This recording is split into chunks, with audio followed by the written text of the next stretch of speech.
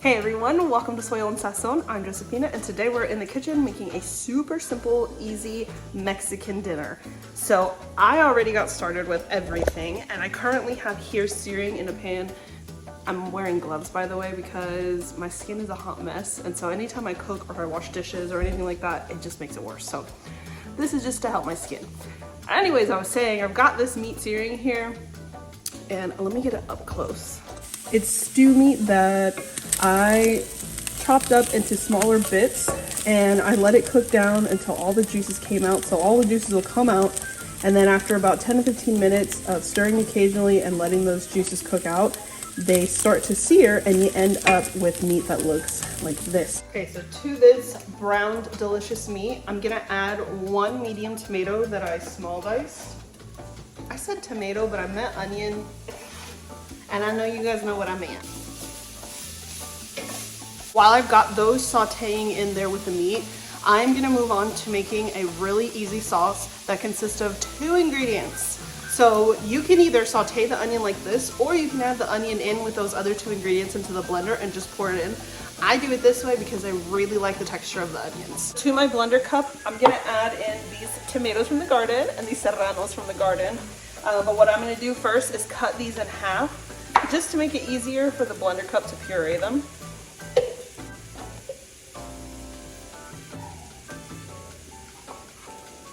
And the other ingredient are these serranos. You can use 1, 2, you can use all 3 like I'm using. You can use jalapeños for a more mild heat. I've got 3 in there, and now I'm gonna puree this.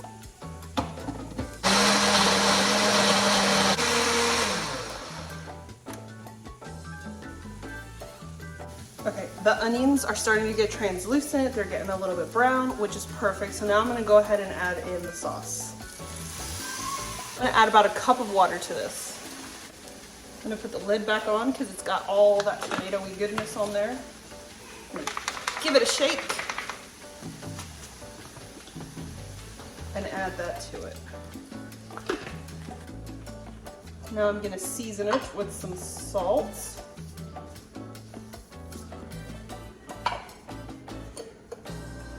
Pepper. My favorite dried herb, oregano, some ground cumin, and because I forgot to add in some garlic cloves in with the tomatoes, I'm just gonna go in for some garlic powder.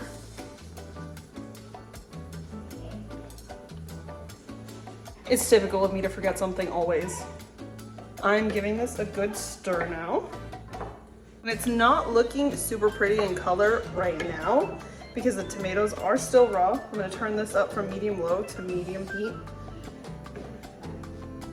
And I'm gonna let this simmer and cook while I work on the beans.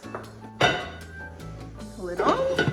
So real quick before I move on to the beans, I wanted to explain searing that meat. Searing the meat before I add in those vegetables is gonna give it a level of flavor that just adding it to the meat already would not give it. It's like the difference between having a piece of boiled meat versus a piece of like seared meat, like you get a good steak that's got that yummy crust on the outside. It's a completely different flavor. So this is layering on that flavor. You also have the option of taking the tomatoes and the onion and the serrano and putting them under your broiler or roasting them on a dry pan so that it gets that char. And then you can take those vegetables to a completely different level of flavor. But because I really wanted this to be a simple and easy meal, I just worried about focusing on searing the meat, and the vegetables just got pureed.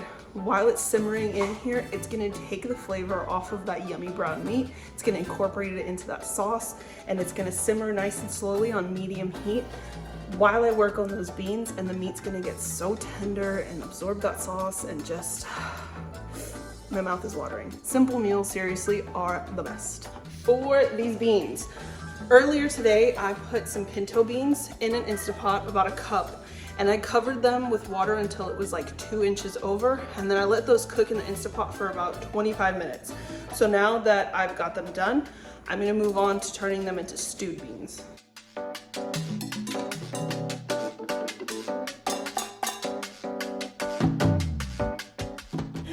my garden tomatoes. This is actually the last of them. There's a few little puny ones outside, but this is pretty much the last of it. These, I'm also gonna small dice them. So all of these vegetables are going to get cut into this exact same size except for the garlic. The garlic is gonna get minced nice and small.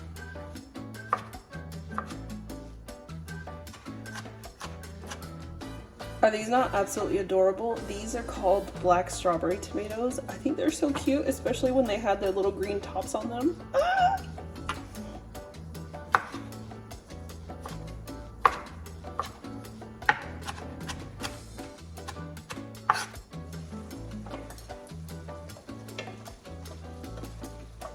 Over here, I heated up a pot with about a tablespoon and a half of oil. I'm gonna add the tomato and onion to that.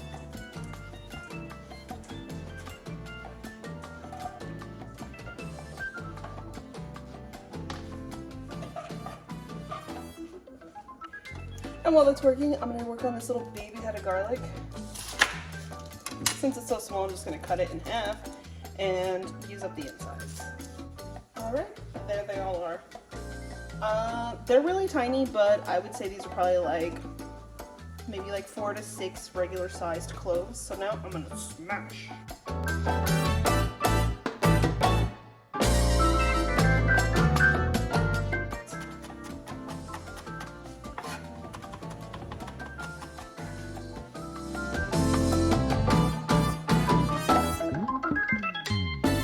And for my next ingredient, I'm gonna add in some Anaheim peppers that I got from the garden.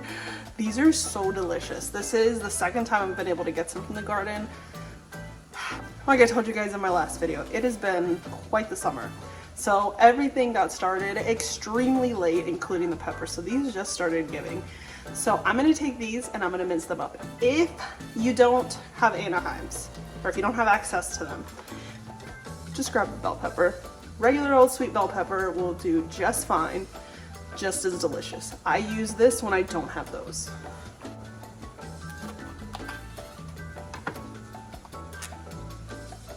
So I'll just cut a slit in them, and then I'll peel around the core and pull. And then all the seeds will get to go out to the chickens. So again, do a little slit. I'm gonna crack it open, peel around the top, and then just slide it out. If the seeds bother you, clean it out as much as you can. I'm okay with this, so I'm gonna get 2 small dicing these.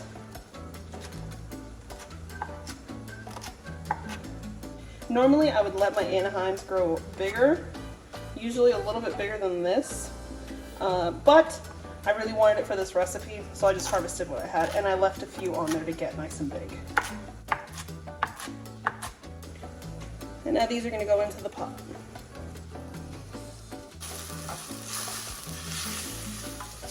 Alright, this is the second time I take the lid off to give this a stir, and as you can tell, it's drying out. So obviously that 1 cup was not enough, so I'm going to add some more. If I had chicken stock, or beef stock, this is where I'd be adding that in. But we were sick literally for the last month, 2 back-to-back illnesses that hit everybody. So I was making lots of soup. So because of that, I don't have any. So I'm using water for this. I added a cup, so that's 2 cups total. It still looks a little bit on the dry side for me. Right now it's perfect, but I know because I'm gonna let it cook a little bit more while those beans are cooking, this is gonna cook out a little bit, so I'm gonna add more. This time it's only half a cup. So that's a total of 2.5 cups that went into that.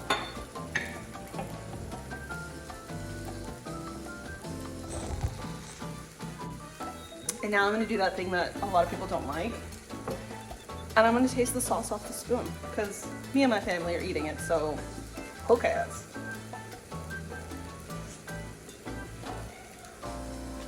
That's so good. All right, I don't need to do any adjusting, so the lid's gonna go back on. I'm gonna turn it down all the way to low, and I'm gonna let that go while I finish up the beans. I'm gonna echo some of those flavors that are in the meat. That way they marry really well together. So So I've added just a little bit of salt because I salted the beans earlier, but I want to make sure these vegetables have enough. So there's salt. I'm gonna add maybe like 1 or 2 teaspoons of cumin. We're gonna go with 1 for now. And some oregano.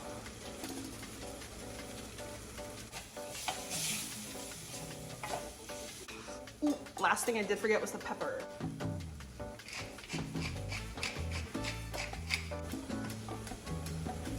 Okay, and now that I'm done with all the chopping, I'm gonna get rid of these. Especially in this color blue, I feel like I'm some doctor. The salt I just added is gonna help draw out moisture from the vegetables, which is gonna be really good because it's gonna help them soften up, and those juices will go into the beans once I add those in. While the beans are cooking, I wanna take you guys real quick to give the chickens these pepper tops. Look at this, they hear the door and they come running. Here you go, chickie babes.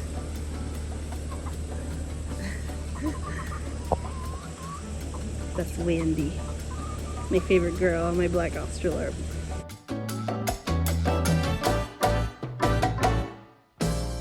All right, now that I've already broken a sweat and I'm barely on the porch for like 2 seconds, the other thing I want to show you guys, I didn't do a video on this because I had done one already last year, but take a look at these beautiful garlic braids.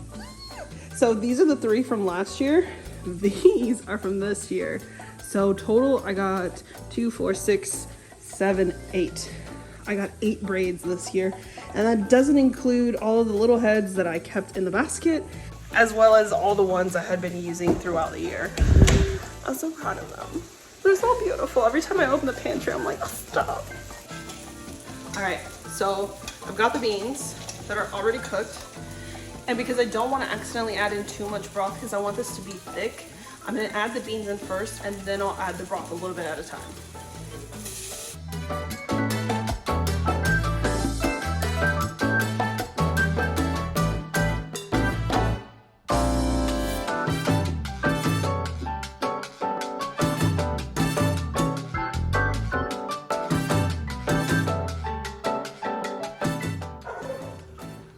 I want to add just a little bit more. And I'm going to keep the broth off to the side. I'm not going to get rid of it. That way as this cooks down, if I end up deciding that I want a little bit more, I've got it. And if not, I'll leave this just like it is. So now I'm going to let that come up to a simmer. We'll let it simmer for a few minutes and then I'll taste it and see if it needs anything. Okay, I'm going to go ahead and check on the meat. Has the perfect amount of sauce in it, so the 2.5 cups was exactly it. I'm gonna take a piece of meat. If the meat is nice and tender, then I know that it's ready.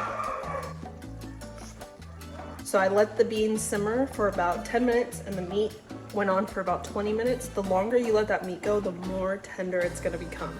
So minimum 20 minutes, but if you can do more, go ahead. It's gonna be way better. So let me show you the beans. I cut the heat off, and this is how those beans turned out. They're so good. And for the meat, also cutting the heat off that, but I do need an oven mitt for this. Look at that. Oh my, oh my. And then some white rice in that pot over there. I'm gonna go ahead and get it served up. She might not be fancy, but my God, she is delicious. My husband just pulled up in the driveway, which always sets the dogs off, so if they start barking, my bad. I'm gonna get a little bit of everything, a little bit of the white rice, a little bit of the meat, a little bit of the beans.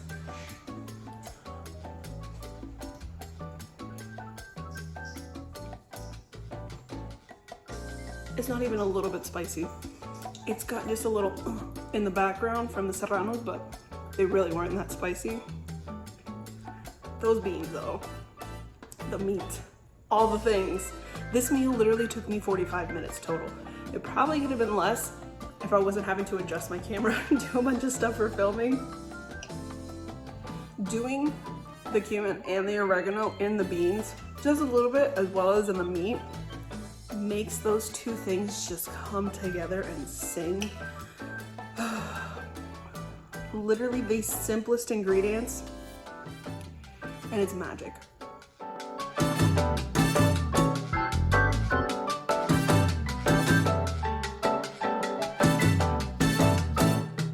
I'll be sure to link down in the description box the video where I make my white rice so that you guys can see how to make that. It's super easy and really delicious.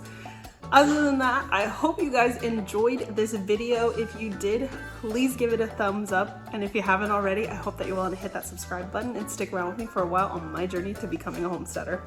I'll see you in the next one.